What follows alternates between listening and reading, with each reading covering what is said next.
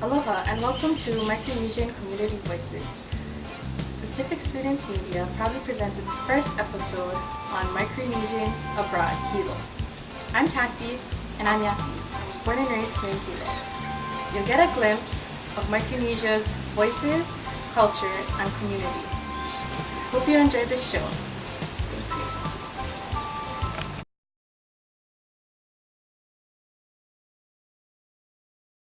Well, my name is Axo Defian. I was born and raised in Leo O Hawai'i. Both my parents are Yapis. I'm Yapis. Till 2008, when the recession hit, we moved back to Yap, where I attended school at Yap Seventh-day Adventist School. And yeah, it was a really good experience of two worlds colliding. I then went on to attend school at Chaminade University of Honolulu for one semester, and now I'm attending the University of Hawaii at Hilo, majoring in communications. Everyone has potential to be who they want to be.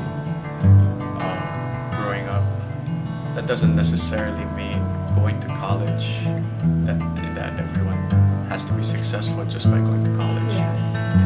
You just need to be the best at what you do. If you're gonna stay at home in the islands, not go to school, you better be the best kind of fisherman on that island and provide for your family. My name is Axo, and this is my 60 seconds. My name is Calvin Jesuit.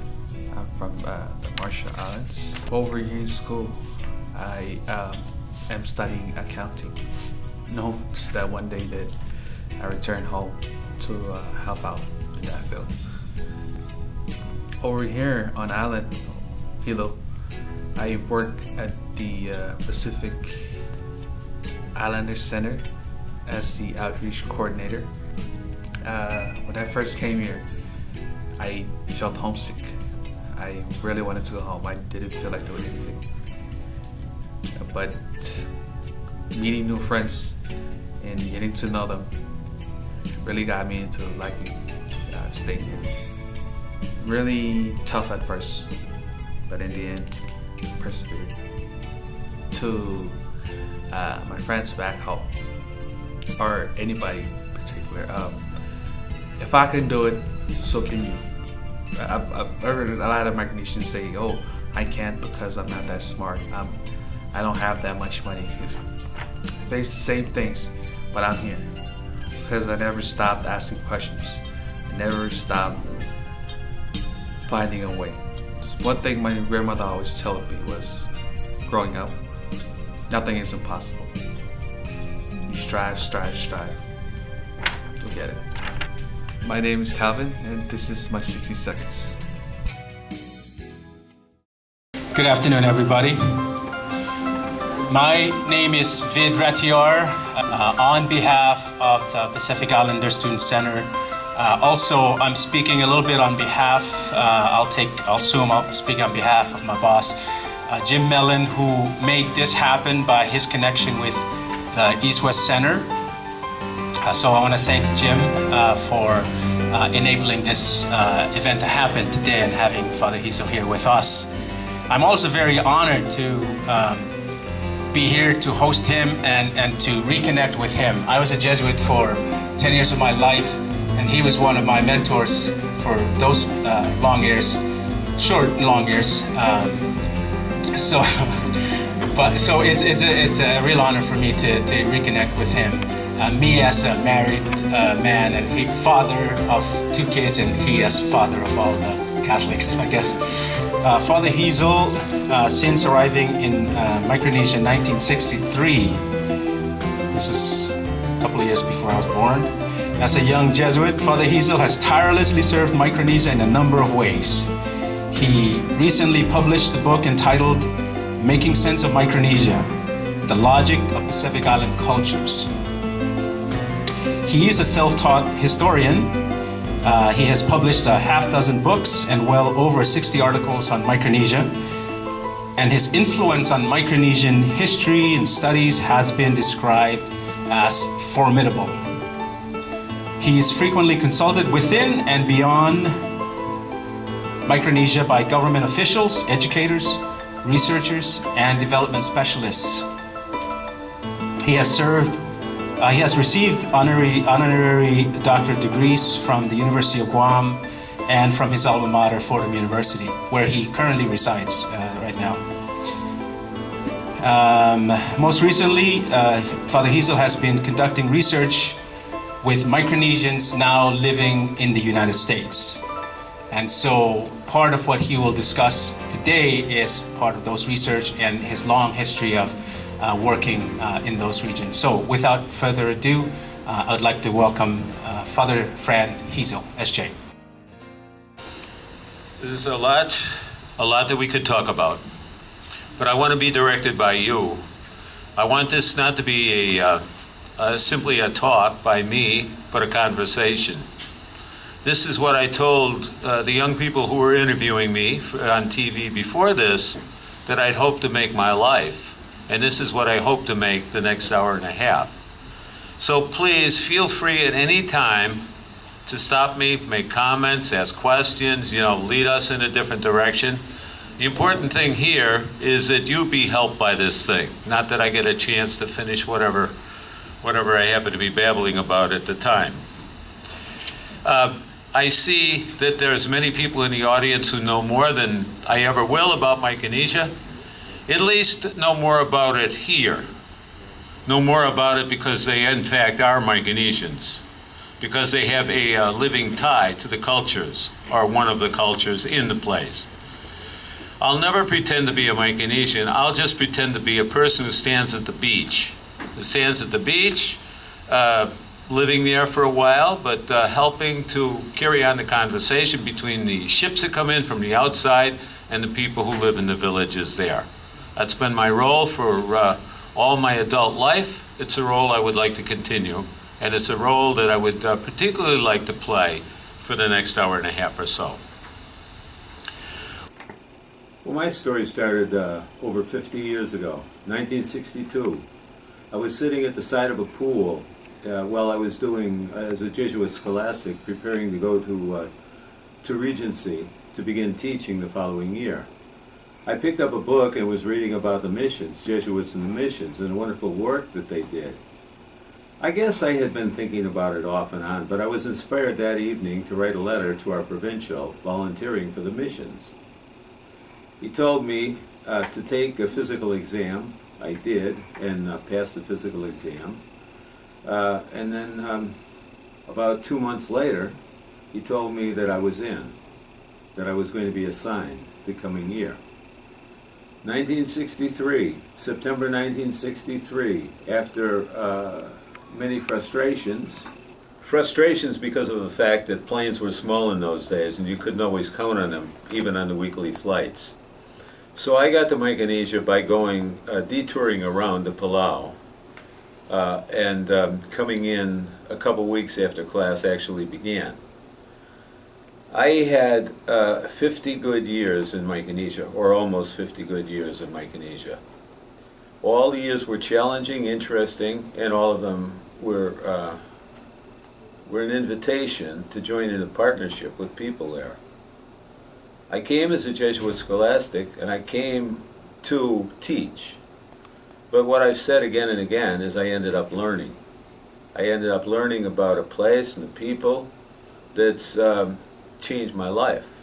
I think many of us foreigners can say that. We can say that honestly. Why do it? Well, or what have I done? I guess what I've done mostly is continue teaching at Xavier High School, directing the school and being principal for a number of years. And then later on through the Micronesian Seminar, because the Micronesian Seminar really was just a public education project. It was founded to carry on a conversation with people. And it's important to note that this was carrying on a conversation. It wasn't just a one-way thing, do it this way, this way, this way.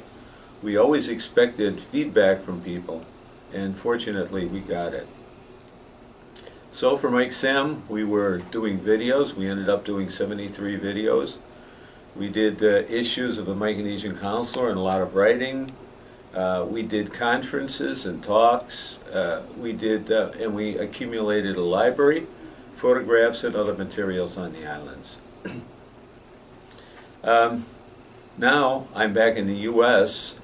I'm certainly back there for this year.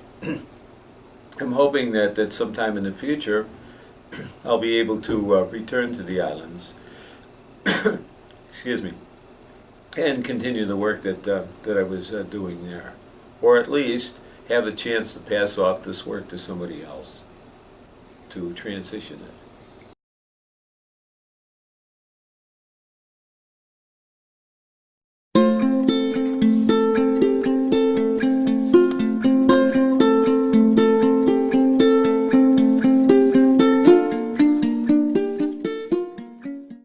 I'm living with my cousin, so she moved here to go to college and school, mostly, and to find a good job and to live a good life.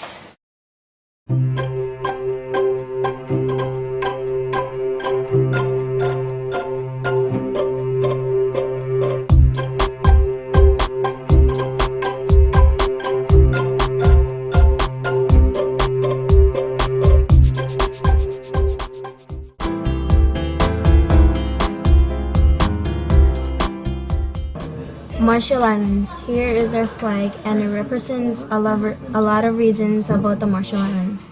The orange and white represents peace and courage. Also the two chains, Ralik and Radak chain. The star in the flag has 24 points and 4 big points that represents north, south, east, and west. It really encompasses what we want to do with our ELL students, and that's to help them assimilate to this culture that they're now in. The idea is that through video production, students tell their story, they use their language in order to describe their history, their culture, their family, where they've come from, why they've moved to Hawaii, and basically to share who they are with the rest of us. Good evening, everyone. Thank you very much for coming tonight to help us celebrate our accomplishments. We are your entry students.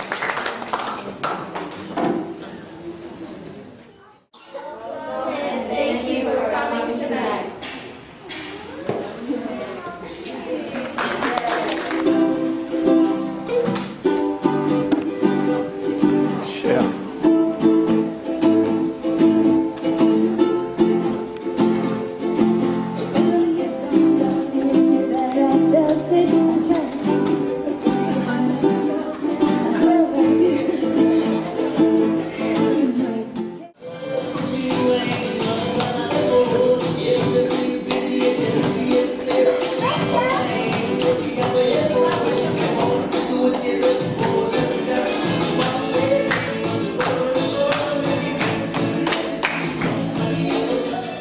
Come together kind of synergistically, because I remember attending that same sitting there in the audience, hearing over and over again from the different community members saying how they were afraid that their children were going to lose their cultural heritage.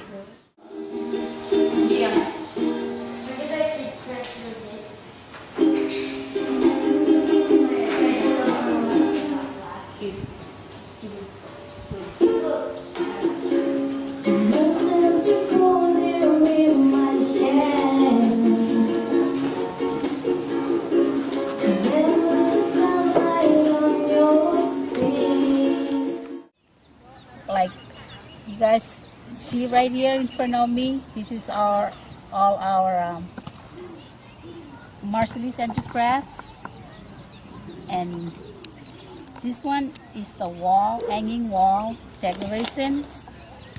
This is all made out of pandanus. The struggle I face right here in Hawaii that I live is all the bills and whatever. Is really hard life. It's not like our homeland. It's like back in our homeland, when we're hungry, we just eat breadfruit, or we go eat fish and things like that. Over here, if you don't have, if you're not working, you don't have anything, money, it's really hard for us to live. But we made it.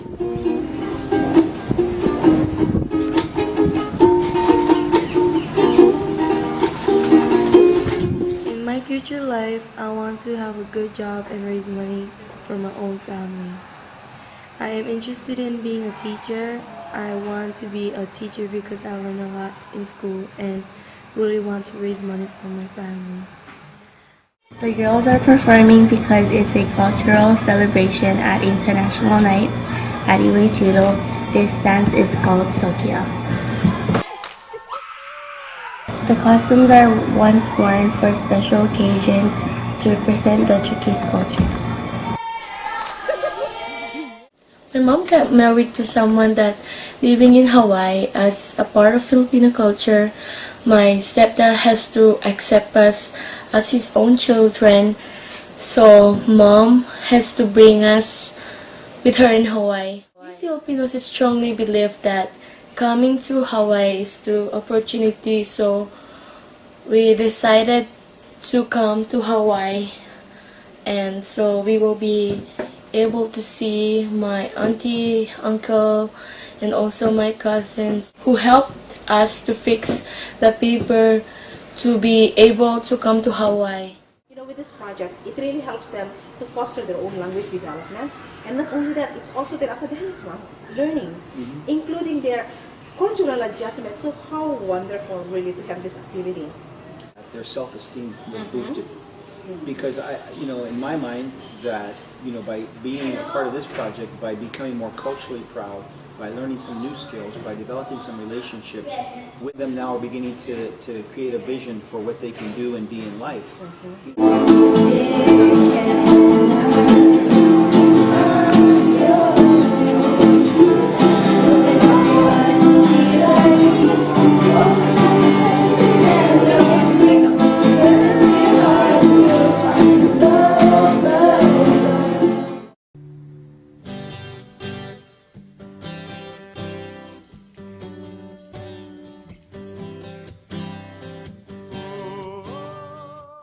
Aloha everyone, my name is Crystal Jing.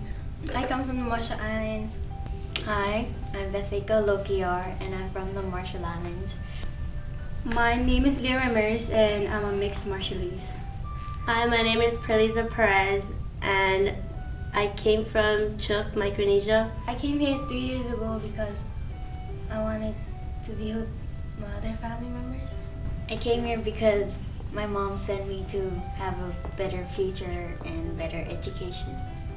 My parents wanted me to come here for a better education, to have a good future.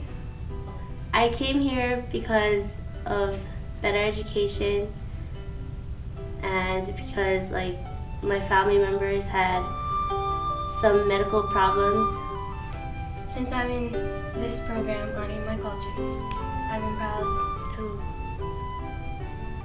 support my homelands and other people's homelands. I represent a lot. A project that I've done that I'm proud of is the sea level rise, because I want to show people that back home in the Marshall Islands, some homes have been damaged because of the sea level, and some people are suffering. I did a project on cultural differences and how it affected a high school student in Waikio High School. It kind of gave the message to people that we're all the same and there's nothing really different about all of us. The project that I made that I'm really proud of is the nuclear testing done in the Marshall Islands. I'm really proud of that because I wanted to show it to people. I wanted to show people how it affected not only the Marshallese people but also the whole entire Micronesian islands. And that's why they're moving to different places, because they want to find more better medical treatments. For my future is to be a police officer and to help other people understand our cultures. Same as Crystal, I really want to be a police officer. Since I was little, I've been wanting to be a firefighter. here or Oahu, because I just like how they do it, you know, help people, save them from the fires, you know. I have a lot of goals for the future. The first thing is to graduate high school and then go to a four-year college. Go for a four-year college and then become a registered nurse and then help my family back home and also help everyone. And then I wanted to create a video in the future on like how it started off with the navigation and then how we helped Hawaiians especially. I have a lot of goals. The most important thing in my life is family, because they're the ones that always have my back and love and support me. What matters most to me is my family, because I grew up with them and they're the only one that has my back and all, and they love me and I love them back. What matters most to me is all the people that surround me. Because if you don't have people that support you and respect you, then I think you're not gonna fulfill anything in your life. Family matters the most to me because they're always there for me when I need them and because they love me.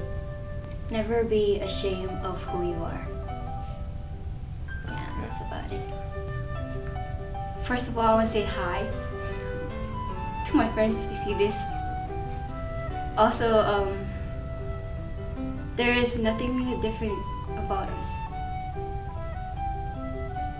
Probably just our cultures and how we, like the differences. But we're all the same. Aloha to the locals in Hawaii. I just want to say mahalo for everything, and also please get to know us before judging us. Proud to be a Micronesian because that's where my family came from, and we're all very respectful. My name is Bethlika Lugia. Isa Perez. My name is Crystal Chain. My name is Leah Ramirez, and this is my 60 seconds. The Micronesian is first and foremost a member of a social group. Everything that he and she is stems from this social identity. There's a Bantu proverb that says, I am because we are. The social life of a Micronesian, a social identity of a Micronesian.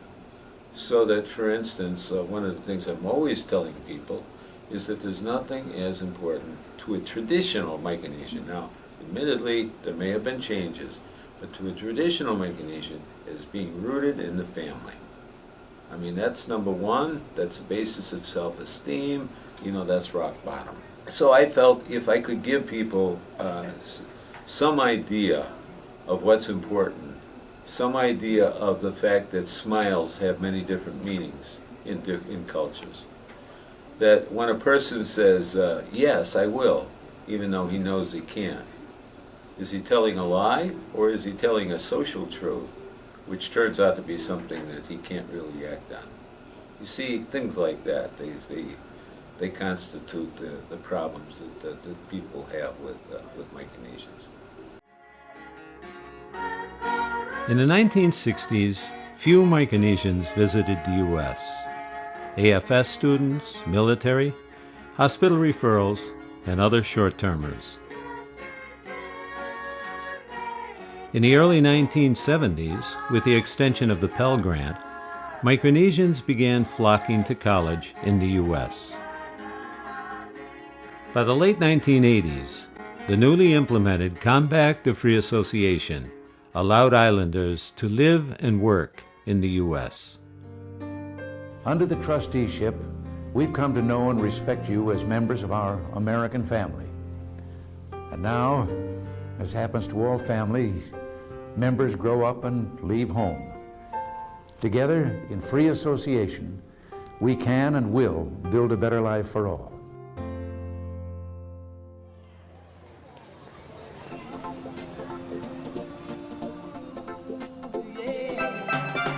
Wayo, wayo, welcome Micronesian.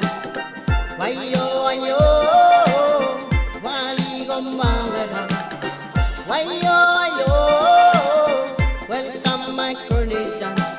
Ponapeans, Marshallese, Oshayans, Century.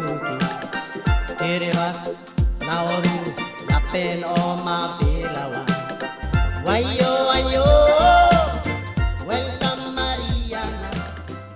I don't think the negotiators ever thought that large numbers of Micronesians would emigrate to the U.S.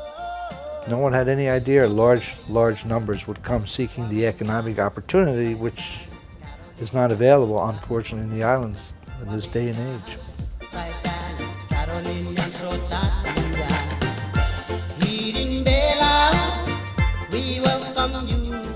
The outflow began in the late 1980s as a trickle moved to Guam and then Saipan.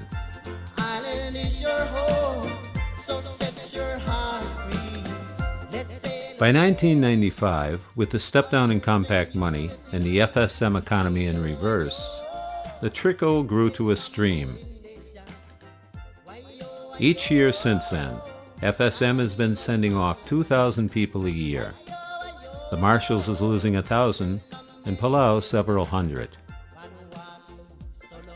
The door was open, and migration began in earnest.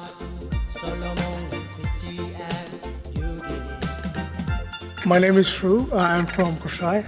Bombe, Micronesia. I'm from Tuk. Marshall Island. I'm from Palau. I'm from outer island of Chip. Not Chip. He's from Mu. I'm from Maronia. Island of Fefen. I'm from Kushai. I'm from Bombay. I'm from Chuk. I'm from Namragato. From Pingala. From Pingala also. Chuk Island in Micronesia. And I'm from Palau. And I'm from Kushai. The fat thing. I'm from Mokil. John Israel. I'm from Yap. Kulin sa kon ngadrik sa Puafik phone by FSM 96941. Today, there are over 30,000 people from the Federated States of Micronesia living abroad. In another 10 years, that number will expand to 50,000.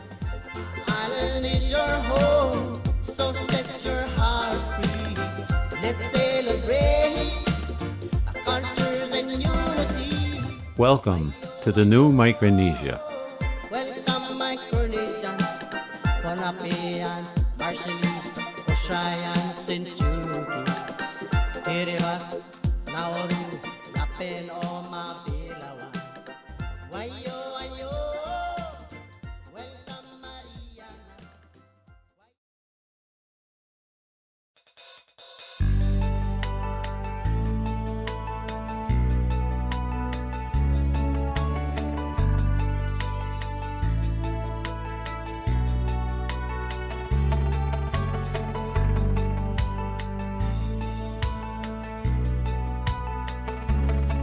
In the minds of some observers, the outflow of Micronesians is a matter of concern.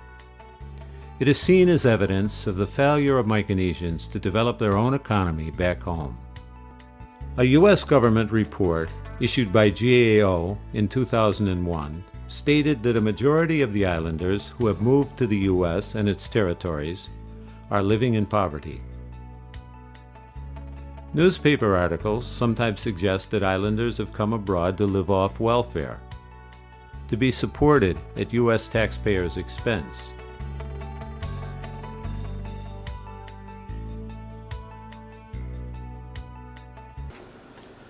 There's a lot of things, I guess there's a lot of things to say. Let me start off with some practical things, okay? I want to see Micronesians better connected. And when I say better connected, I want to see Micronesians here well connected with the people, their families back in their home islands. And if they decide to stay after college, then I still want them to be connected, to the point where they visit, they make calls, they email, they do whatever, their Facebook, do whatever they're doing to keep in touch with them. I would like to see them, when they're working, send money back home, remittances, because that's important in Tonga and Samoa, and I think it could be important in Micronesia as well. Once upon a time, 8 years ago, in 2006, the remittance amount for FSM was about 18 million a year. Now, 18 million a year was 8% of the gross national product at that time, so it's not negligible. I'm afraid that since that time, the remittance amount has dropped rather than increased. When I say connected, I also mean connected with, with one another, of course. But Micronesians are good in doing that all around the states. Migrant communities are doing extraordinary things in keeping connected with themselves. Well, that's a matter of survival. You have to have like-minded people who represent your culture. It's certainly an advantage having that. Sports competitions that they have, and things like that. But I mean in another way. I would like to see them in close contact with the consular office. I would like to see when a Micronesian is accused of domestic violence or child abuse or something like this, locking the kids in the car, whatever it is, I'd like to make sure that that person has protection, has legal assistance. I'd like to make sure that there's somebody on hand who can provide a cultural explanation to people who are perhaps a little too zealous in having people comply with American standards, particularly if nobody is being harmed. I'd like a network of honorary consuls around the U.S. I'd like an honorary consul here on the Big Island. Why shouldn't there be? There's a significant Micronesian population here. That's what I mean by connectedness. Okay. I'm surprised at how little people here seem to know about Micronesian culture and behavior. Now, I'm not surprised that they don't know anything about Micronesia. Why should they know something about Micronesia? These people descend on them. But these are island people. You would think that people who've lived in an island for 100 years or so, their families have been here. You would think that Native Hawaiians and Samoans, for heaven's sakes, and even Filipinos who've been here for a long time, as well as Japanese and Okinawans and all these other people, would come to an appreciation of what Ohana is. They're always talking about it. You would think that they'd come to an appreciation of how the last group to come is a group that always gets pilloried. They're always a group that gets attacked. They're the group that gets attacked because they have weird behavior. Because Micronesian women wear these funny skirts, with the embroidery down at the bottom and so forth. And guys are always throwing their soda cans or whatever into on the street or spitting red. There's this kind of thing has happened to other waves of migrants into the islands, and I'm a little surprised that that people can't more easily identify, with Micronesian behavior, or at least understand it in the context of island style. Well, I think that Micronesians are taking good initiatives to it, and let me tell you that I'm quite impressed with the readiness of people, including people from here, the Big Island, to call on somebody who's got some kind of an understanding of this. I'm talking about teachers and social service providers and even medical providers. There was one time some years ago when I came from Ponape on an overnight flight to Honolulu, and I had to catch a flight. I had to catch a flight early in the morning to get to the Big Island. And the reason for coming to the Big Island was to do an all-day thing with a presentation, all-day presentation with school teachers and so forth. There were about 70 people, and they were limited to 70 because we couldn't fit any more in there. We started, this was after an all-nighter. I started at 9 o'clock in the morning and went till 4 o'clock. And you know, these people wanted to continue after 4 o'clock. They were hungry to learn something about islanders. So they've done, at least in those days, they were, and that was some years ago, they were taking steps to get information to prepare themselves to deal with Micronesians. Micronesians could help by staying out of jail, for one thing, by not getting into gang fights, and by being able to walk away, you know, from some of the hostility that comes up. They can help, and they are helping by going to church. And I say that not just because I am an ordained minister, but because churches are hugely important in settling people down in any migrant community. So if they could, to the extent that people can do that, that's wonderful too. Well, one piece of advice is remember your own family history. You know, the other piece of advice is if you want to begin to understand these people, make one friend. And that's what Bob Ryan and some of these people at Milan, Minnesota did. Make one friend. I had to do that when I was in Chuk and in Micronesia. I had more than one friend, but I always found myself, if I could put a face on the culture, I wasn't going to make condemnations of it. I wasn't going to be as critical of it, because I wasn't speaking just against this abstraction of culture, but I was speaking against this particular individual and his family, and I couldn't bring myself to do that. So my advice to Peace Corps volunteers and other volunteers over the years has been, during your 2 years on the island, just make sure that you end up with a couple good friends. And I'd say that to anybody here. Then other things flow from that. And see, I'm saying that you have to have sort of a sympathetic heart. Once you have a sympathetic heart, then you begin to understand.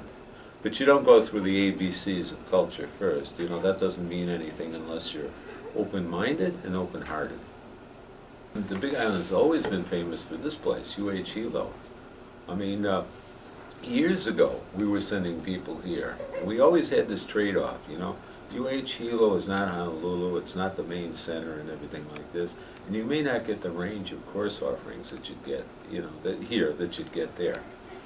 But it more than compensates for that by the fact that there's a close, you know, protective community.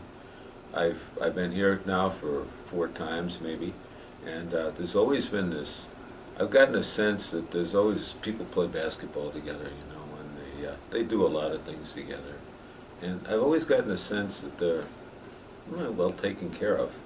And when I say well taken care of, I mean by the university as well. There's always been a program, you know, to provide for these people. So, well, you know, I'm a Jesuit. I'm a priest. A teacher. I like to style myself as a teacher. A teacher who's, I hope, a conversationalist, because that was my teaching style too. At least that's what I hope it was. But a tough teacher, a demanding one. At least that's how I like to think of myself. A teacher who's never stopped being a teacher, you know, although now the class is really the public. And as I said, this comes across as more of a discussion, I hope, or conversation, than it is a one-way presentation. The important thing to me is to communicate to the people of Micronesia that they shouldn't be left out of a world conversation. The important thing was that nobody should be left out because they live in the northwest quadrant of the Pacific, or because they just have a population of 100,000 or 50,000. I felt passionate about this when I was in theology in the 1960s, and I feel just as passionate about it today. There are no people who are left out. There are no people who are superfluous or who aren't worthy of consideration. If any of us Jesuits had any claim to fame in Micronesia, you know, I mean, our life, for the most part, has been dealing with a small group of people who never make headlines. We ourselves don't make headlines. We're doing sort of grunt work, at least most of us do, for most of our lives. And we're not doing it among the people who are the masters of the world, you know. So what's the point of it? Well, the point of it is just what I've said, to make a statement that everybody counts. And I think that statement is just as true within Micronesia as it is comparing Micronesia with the outside world. So that if it's people from Kapinga, if it's people from, you know, from Mogil, whatever, they also count. If it's people who haven't had an education, or people who, as the Chukis would say, are sokongao, you know, touched, salial, you know, then these people too. That's a statement that I make as a human being and certainly as a Jesuit, because my purpose, I suppose, was to bring a little touch of the Lord and love, you know, to this society. I couldn't do much. I mean, none of us really are in a position where we can do much, but we can be representative of something that's all around them. And if myself or any of us Jesuits have done that to any extent, then we're happy and proud. My name is Kathy. I didn't move to Hilo. I was born and raised here in Hilo, and I'm Yapese. Both of my parents are from Yap. You know, I've been here my whole life. I seen people come and I seen people go, and I see like problems, there's issues. Part of this media team, I want to show the good side of us. There's something that we have to show. What I want to say to everyone out there is, you know, to work hard and to give it your all. Give it your all with whatever you're doing, whatever you're trying to pursue. And I think in life, it's gonna be a struggle, but you kind of just have to hang on and push through, and know that you'll get through it. You have to find something that you want to do and work with it. For me, my family has been my push and my drive, and that's kind of why I'm still here and I'm in school. They're my foundation, and without them, I can't do anything. You just gotta keep your head up and keep going.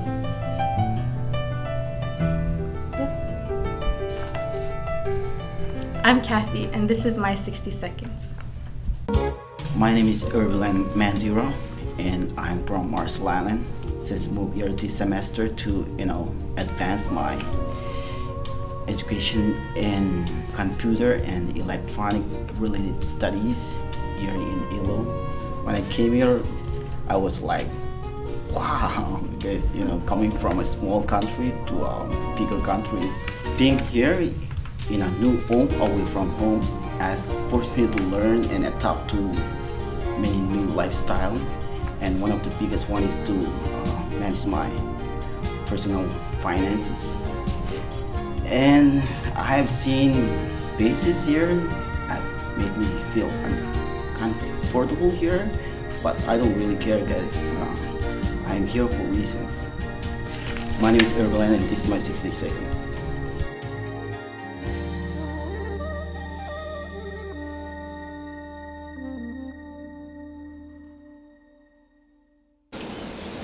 Thank you for watching this week's episode on Micronesians Abroad, Hilo. We hope that you learned something new and inspiring. Mahalo and kumagad for watching Micronesian Community Voices. You can watch reruns of this show every Friday of the month. Tune in to the next episode, May 2nd from 7 to 8. This week's featuring artist is Kendall T from Palau, singing Dorse Palau. Micronesian Community Voices, uniting our voices, sharing our stories.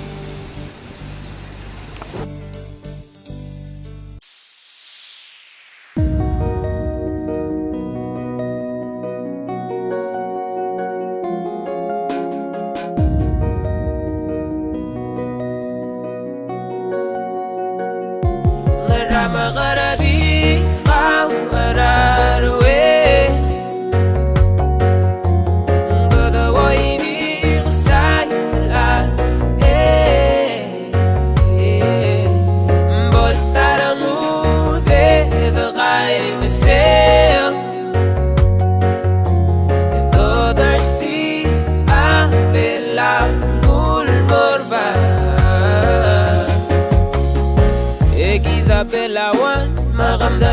imon Magdamo belatu Magamodar sa tablong Esang narang walang alilabud Walang alilabud Walang alilabud Mabudo alikon kawe brother man Yang akakukti melola bamulbal tigering Mora ra okyak sa nganagin thank you and come again Because you know Bella is such a beautiful island Narama ngarabi ang araruwe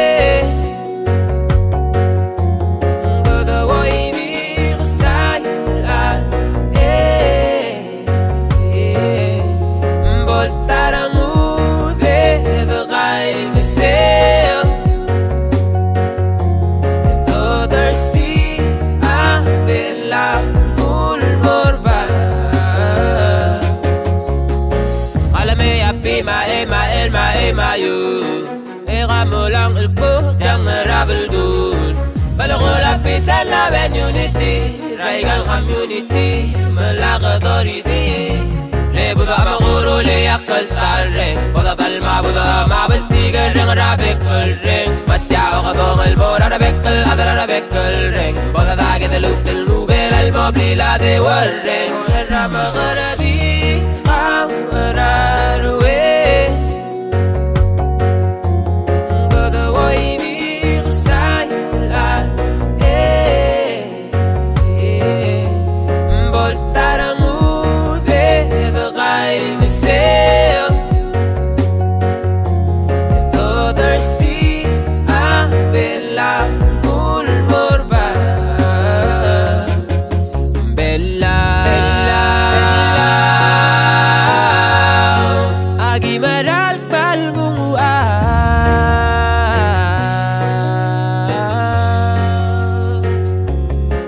Ela agi ogi saw Ela agi gut maklaw Ela aro gilbalula Aga mamatang libelaw Gilmutal spesiaw Gilmutal o masaaw Ela aro gilbalula Aga mamatang libelaw Rama karabi Ang araruwe